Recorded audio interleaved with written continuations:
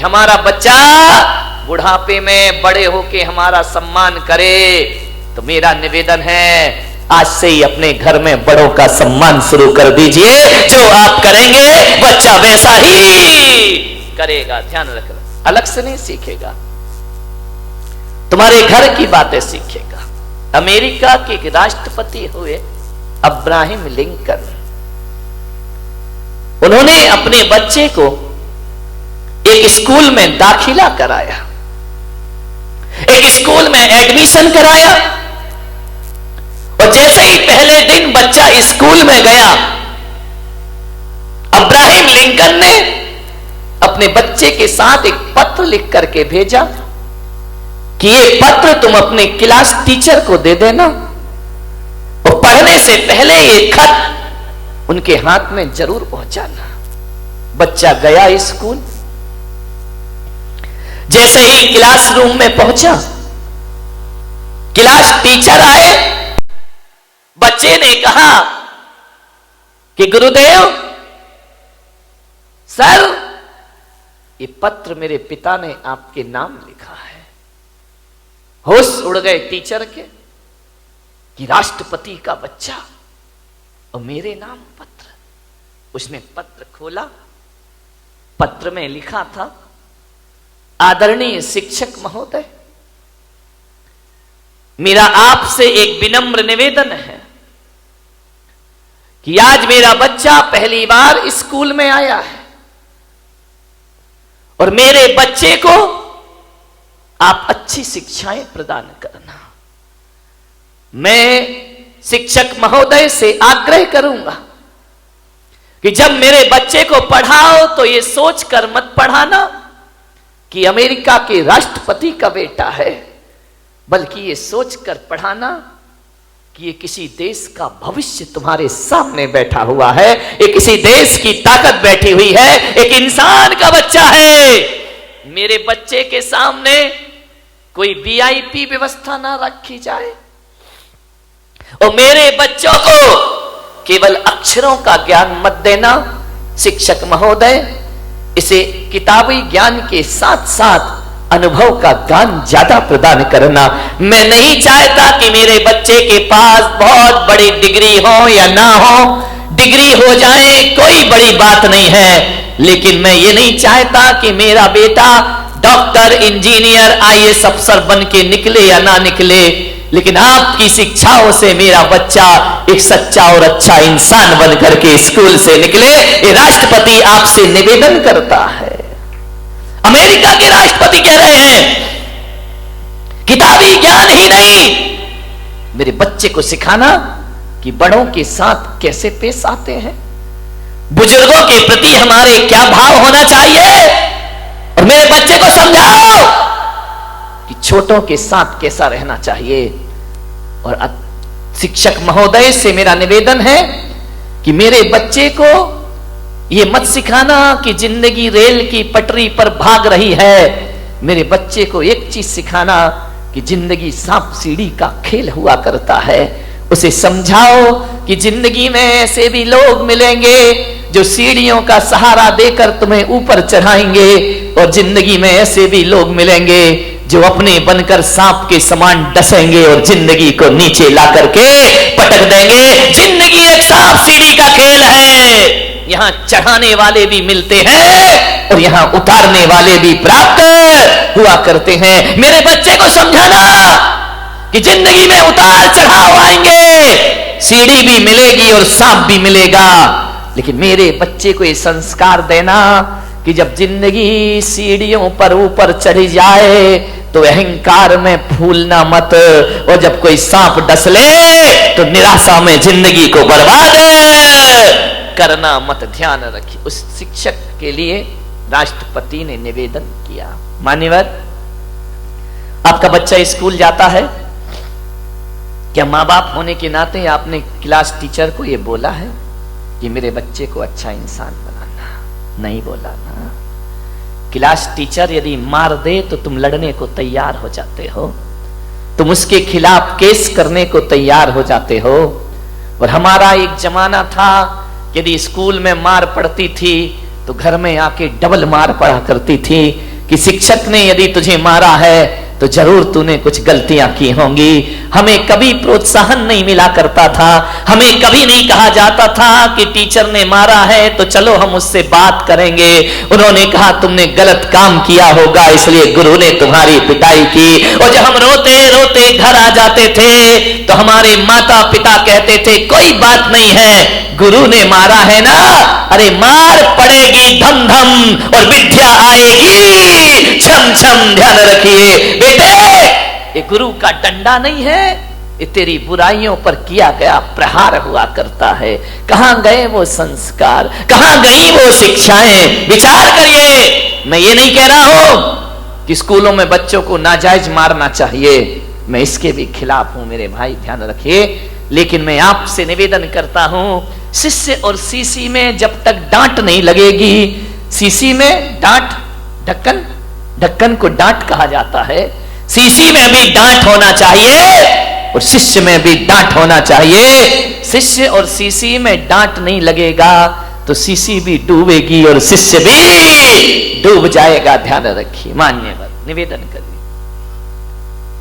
क्या आपने कभी स्कूल में जाकर क्लास टीचर से कहा है? आज हर मां बाप को ये चिंता है कि मेरा बेटा MBA कर ले, मेरा बेटा डॉक्टर बन जाए, मेरा बेटा अच्छा वकील बन जाए, मेरा बेटा अच्छा बिजनेसमैन बन जाए। कोई मां बाप भी नहीं सोचता है कि मेरा बेटा सच्चा और अच्छा इंसान बन जाए। ध्यान रखिए, मैं आपसे कहता हूं एक सच्चा और अच्छा इंसान 100 इंजीनियर और डॉक्टर से बढ़ करके हुआ करता है। ध्यान रखिए, यदि गलत आदमी डॉक्टर बन गया तो याद रखना वो कभी देश को, समाज की भलाई नहीं कर सकता है। गलत आदमी इंजीनियर बन गया, गलत आदमी व्यापारी बन गया, देश, समाज और परिवार को बर्बाद ही करेगा वो। ध्यान रखिए, आपसे निवेदन है थोड़ी चिंता कर लिया करो कि मेरा बेटा अच्छा इंसान बने। आज मां बाप को वो चिंता नहीं है, लेकिन हम संतों को चिंता है। इसलिए ज्ञान गंगा महोत्सव में मैंने कहा था ना, मैं तुम्हें भगवान बनाने के लिए नहीं बुलाऊंगा, एक सच्चा और अच्छा इंसान बनाने के लिए तुम्हें यहां बुलाने का मैं प्रयास करूंगा। क्योंकि सच्चा और अच्छा इंसान भविष्य का भगवान हुआ करता है मेरे भाई। जो इंसान नहीं बन पाया वो भगवान क्या बनेगा? दुनिया से भागते फिरते हो, भगवान को तुम क्या पाओगे? ध्यान रखिए, मान्यवर विचार करें। अच्छा इंसान की जरूरत है इस देश को, अच्छे आदमी की जरूरत है इस देश को। तुम्हारे परिवार की खुशहाली के लिए अच्छे बेटे की जरूरत है। ध्यान रखिए, पूत कपूत तो का धन संचय, पूत सपूत तो का धन संचय। यदि पूत कपूत निकल गया तो सारी दौलत को बर्बाद करके रख देगा, और पूत यदि सपूत निकल गया, 1 रुपया भी ना दो तो भी लाखों की दौलत कमा कर अपने पिता को दिखा देगा। किसके लिए सोचते हो सब? अच्छा व्यक्ति बनाइए। मान्यवर, शिक्षकों के भरोसे जिंदगी मत काटना, ये वेतन भोगी हैं, इन्हें केवल मार्कशीट पकड़ाना है, इन्हें इससे कोई मतलब नहीं कि तुम्हारा बच्चा कैसा है, क्या करता है। वो तो कहेंगे रिजल्ट अच्छा आना चाहिए, बाकी तुम्हारा जो व्यवहार है वो तुम जानो। इस ध्यान रखना, अक्षरों का ज्ञान देना स्कूल के टीचर का काम है, और अनुभव का ज्ञान देना मां बाप का काम हुआ करता है, वो आपका दायित्व हुआ करता है। आप विचार करिए, गौर करिए अपने बच्चे पर, छोटी छोटी हरकतों पर ध्यान दीजिए। मैं आपको बता रहा हूं कि अपने बच्चों को कैसे परवरिश करना है उनकी। आप सोचिए, आप गौर करना अपने बच्चों पर, किसी के दर्द पर, किसी की पीड़ा पर तुम्हारा बच्चा हंसता तो नहीं है, तुम्हारा बच्चा उसकी मजाक तो नहीं बनाता है। यदि मजाक बनाता है रोक दीजिए उसे वहीं पर। किसी के दर्द पे मुस्कुराना मत सीखो मेरे भाई। कोई भूखा यदि तुम्हारे घर में है, यदि कोई 2 बच्चे खाना खा रहे हैं, तो आप प्रवृत्ति पर ध्यान रखना, वो अपनी रोटी उसे देता है या नहीं देता है। यदि नहीं देता है तो आज से तुम्हें उसे अच्छे संस्कार देने का प्रयास करना पड़ेगा। यदि तुम्हारा बच्चा अपनी रोटी तो रखता ही है अपने पास, लेकिन दूसरे की रोटी भी अपने पास लाता है, तो समझना ये भारत के लिए बहुत खतरनाक व्यक्ति बनेगा। ये समाज और परिवार की कलह में कारण बनेगा। ये तुम्हारे दुखों का आमंत्रण बनेगा। और यदि कोई बच्चा ऐसा है जो अपनी रोटी भी दूसरों की थाली में रख दिया करता है, तो समझना हमने किसी महापुरुष को जन्म दिया है अपने घर में। प्यासे को पानी पिलाता है या नहीं पिलाता है? तुम्हारा बच्चा दूसरों का सामान छीनने को तो नहीं रोता है? तुम्हारा बच्चा दूसरों से तमीज से बात करता है या नहीं करता है? वह बड़ों को बड़ों जैसा सम्मान देता है या नहीं देता है? आज तो छोटा है तो लाड़ प्यार में आपको बड़ा अच्छा लगता है, लेकिन कल जब ये बड़ा हो जाएगा तुम्हारे लिए खतरा बन करके खड़ा हो जाएगा। ध्यान रखिए, आज अच्छा लगता है, विचार करिए। आप अपने बच्चे, मेरे पास लोग आते हैं, मैं छोटे बच्चे से पूछता हूं, बेटा नमोकार मंत्र आता है? बच्चा बोलता है नहीं आता है। तो मैं माँ बाप की तरफ देखता हूं, माँ बाप की नजरें झुक जाया करती हैं।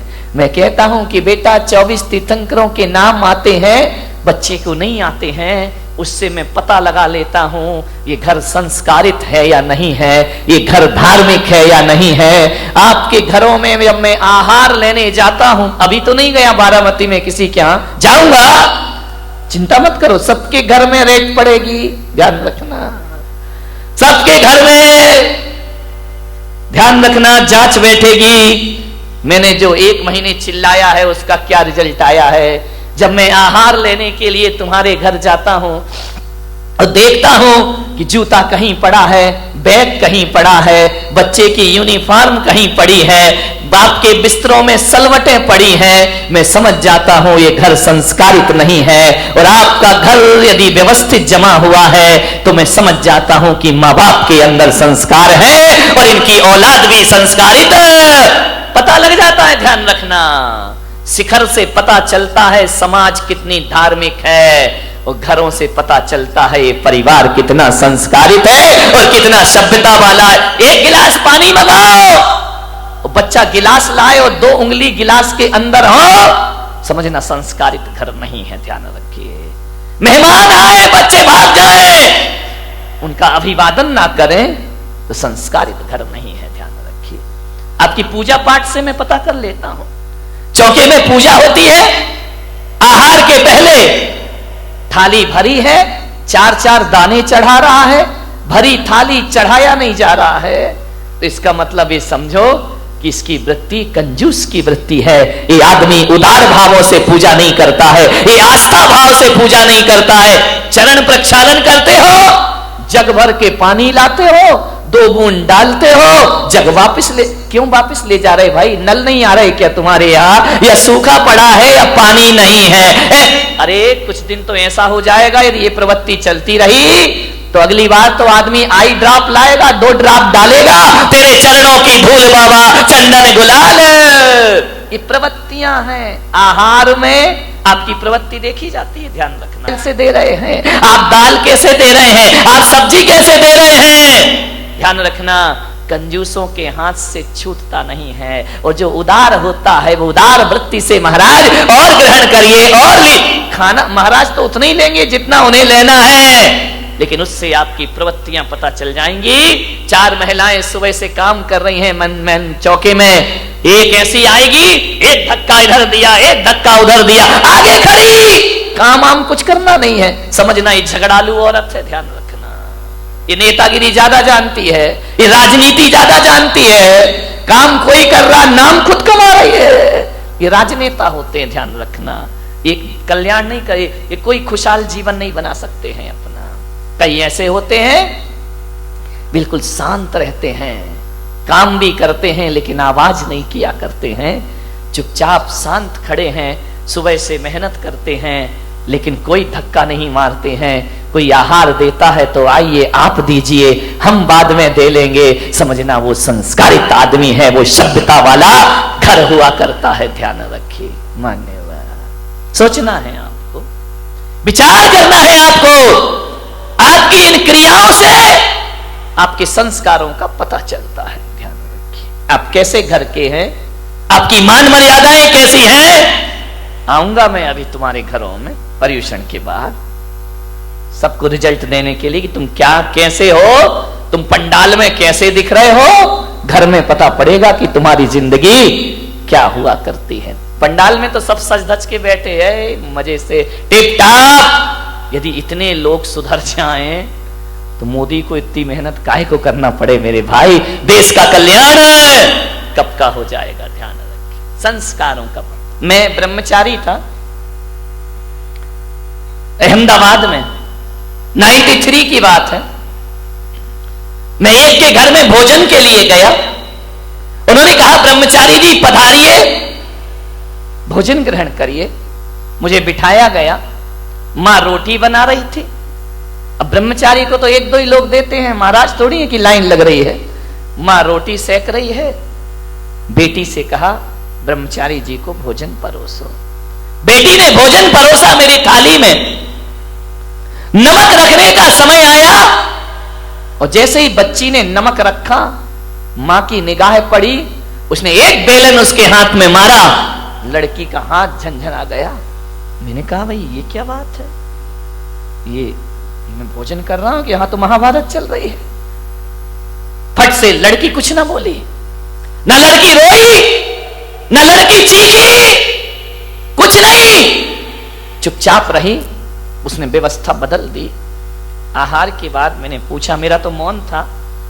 मैंने कहा मैं आपके यहां भोजन को आया, आपकी लड़की इतने प्यार से परोस रही थी, आपने उसे बेलन क्यों मार दिया।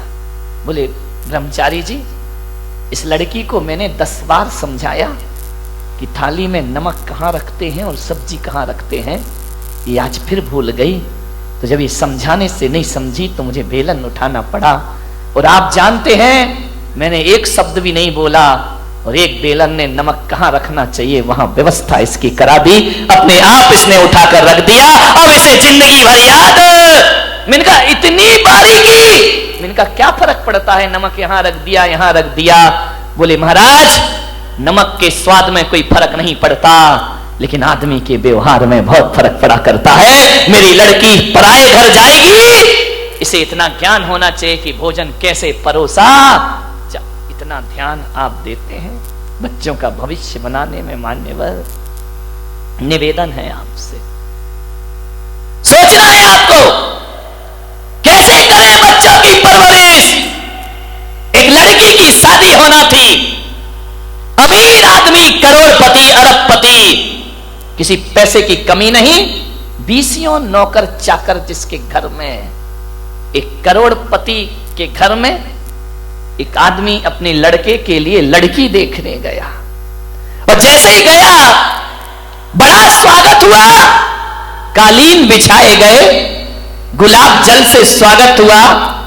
आइए अभिनंदन है, आपका स्वागत है, पधारिए। बहुत स्वागत हुआ। डाइनिंग टेबल पर इतनी प्लेट लगी कि लड़के का बाप देखकर हैरान हो गया कि इनके घर में ऐसा भोजन हुआ करता है। बड़ा स्वागत सत्कार, लड़के हर चीज में, नौकर खड़े हुए हैं, पानी लेकर नौकर खड़े, अटैची उठाने के लिए नौकर खड़े, कार का दरवाजा खोलने के लिए नौकर खड़े। बड़ा स्वागत हुआ। लड़की के पिता ने कहा तो भाई साहब रिश्ता पक्का समझूं। लड़के के पिता ने कहा घर जाके जवाब दूंगा।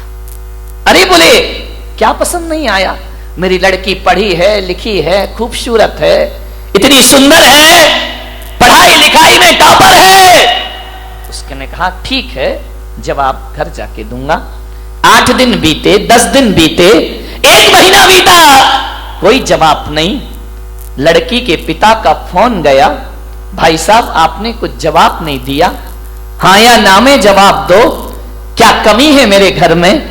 लड़के के पिता ने कहा कि भाई साहब मुझे क्षमा करना, यदि मैंने महीने भर जवाब नहीं दिया तो इसका मतलब है मैं तुम्हारे घर में रिश्ता नहीं करना चाहता हूं, लेकिन जब आप मजबूर कर रहे हैं तो मैं कहता हूं कि ये रिश्ता मुझे मंजूर नहीं है। अरे क्या कमी रह गई, मेरी लड़की पढ़ी लिखी है। बोले बेशक कोई दिक्कत की बात नहीं है मेरी लड़की। बोले आपकी लड़की बहुत सुंदर है।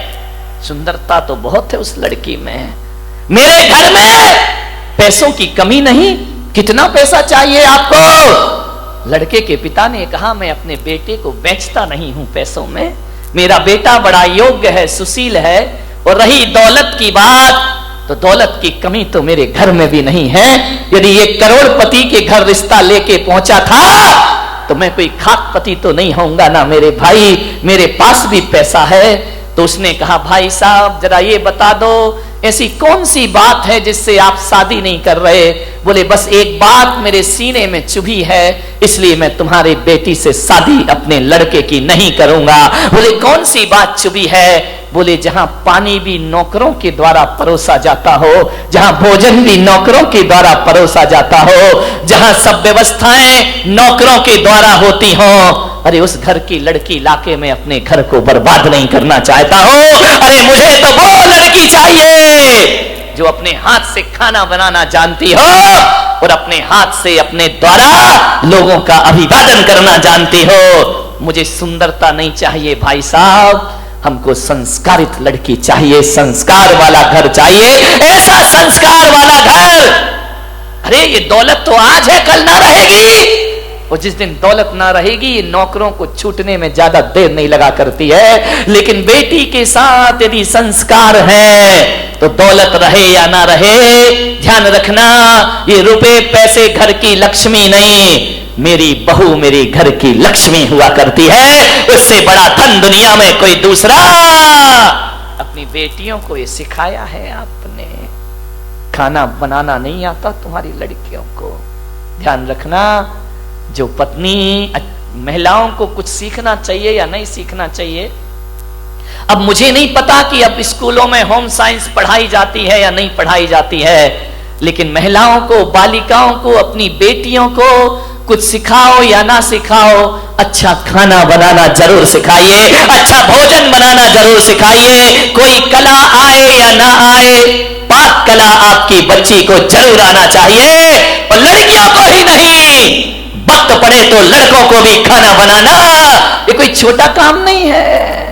आप ये मत समझो खाना बनाने से हमारा स्टेटस गिर जाएगा, नहीं मेरे भाई। अरे वही पति पड़ोस में खाने जाता है, वही पति ढाबे का खाना पसंद करता है, वही पति रास्ते में खड़े हुए ठेलों पर खाता है जिसकी पत्नी को अच्छा खाना बनाना नहीं आया करता है। आप अच्छा बनाइए, बाजार से भी अच्छा बनाइए। कौन है जो बच्चा बाहर जाकर खाना खाएगा? लेकिन मम्मियों को टाइम कहां है, वो अपनी किटी पार्टी में लगी हुई है। मम्मियों को वक्त कहां है, वो अपने टैलेंट बनाने में लगी हुई है, वो अपने करियर में सोच रही है। बच्चों के बारे में कुछ सोचा है? किटी पार्टी में यहाँ घूमना, वहां जाना, ये करना, ये सजना, ये संवरना, यहाँ वहां टाइम ही नहीं है मम्मी के पास। ध्यान रखिए, क्या संस्कार देंगे आप लोग? नहीं मैं आपकी बात नहीं कर रहा हूं। कितनी खुश हो जाती है बंबई वाले के नाम से, वाह मजा आ गया। ध्यान रखिए, वक्त नहीं है बच्चों के लिए आपके पास। बच्चा स्कूल से आता है, मम्मी मम्मी भूख लगी, मम्मी भी टीवी स्टाइल में आ जाती है, बेटा 2 मिनट मैगी लाई, मैगी खिला रहे हो उसको। विचार करिए, रोटी बनाना नहीं आती है, खाना बनाना नहीं आता है, खाने में निपुण होना चाहिए हर नारी को। ये भारतीय संस्कृति है। मान्यवर, आपको बोलना आना चाहिए, आपको सभ्यता से बोलना आना चाहिए, आपको कैसे चलना है, कैसे उठना है, क्या पहनना है, आपको ये भी नहीं आता है। मान्यवर, अच्छे कपड़े पहनो सभ्यता के। ये अश्लील कपड़ों से थोड़े देर का अट्रैक्शन तो होता है, लेकिन आपको समाज में इज्जत मिलने वाली नहीं है। अच्छे कपड़े पहनाइए। ऐसे वस्त्र पहनती हैं बालिकाएं जिन्हें देखकर शर्म से हम संतों को माथा झुकाना पड़ता है, ध्यान रखिए। और माताएं ऐसे बच्चों को छूट दे दिया करती हैं, ऐसी बालिकाओं को छूट दे दिया करती हैं, ये बहुत दुखदाई है, ध्यान रखें।